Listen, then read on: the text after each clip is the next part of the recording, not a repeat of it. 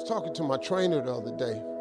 We were working out in my backyard, and he was wearing my out, man. And I sat down on the wall and I said, man, I'm struggling today. This is hard. And my trainer's a younger guy. And he said, what do you mean? I said, man, this workout is hard. He said, no, man, this is hard.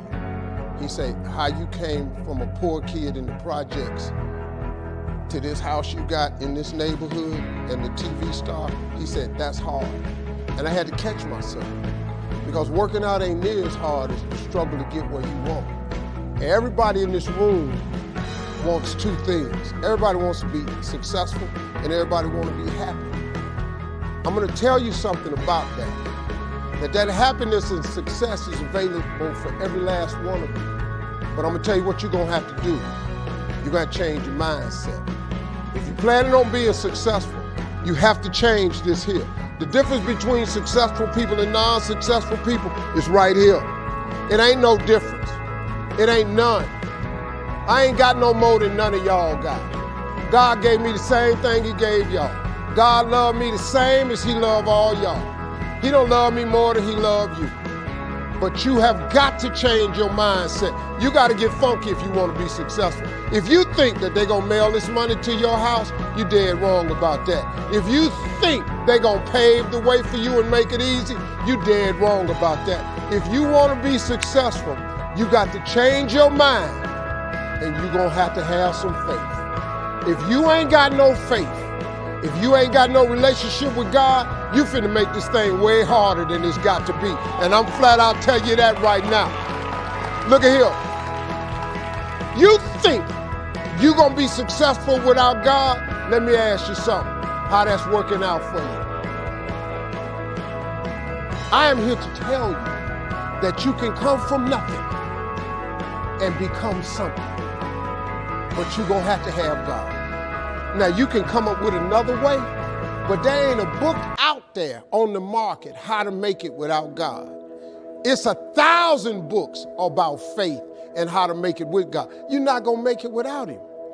You can short circuit your ticket by just putting some faith in God. The two most important days of your life is the day you're born and the day you discover why. All you have to do is uncover this gift that God gave you at birth, the one that he created in every living soul. He never created a person that he didn't give a gift to.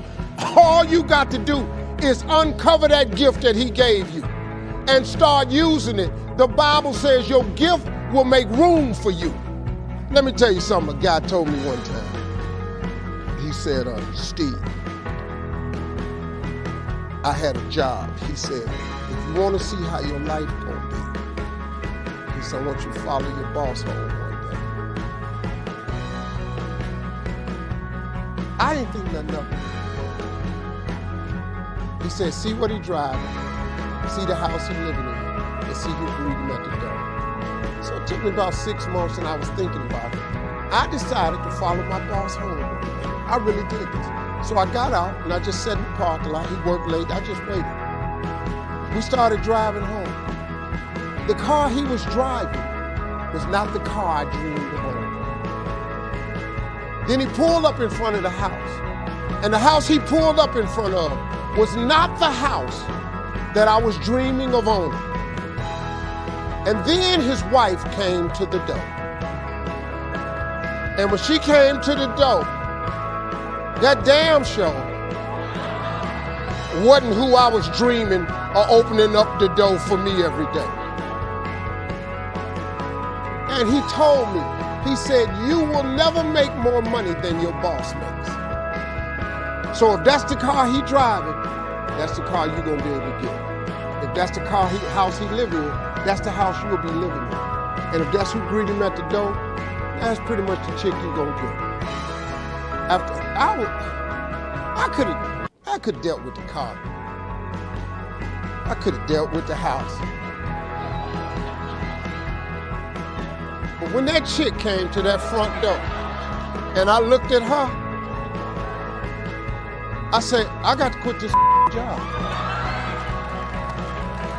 Because that just wasn't what I had dreamed of.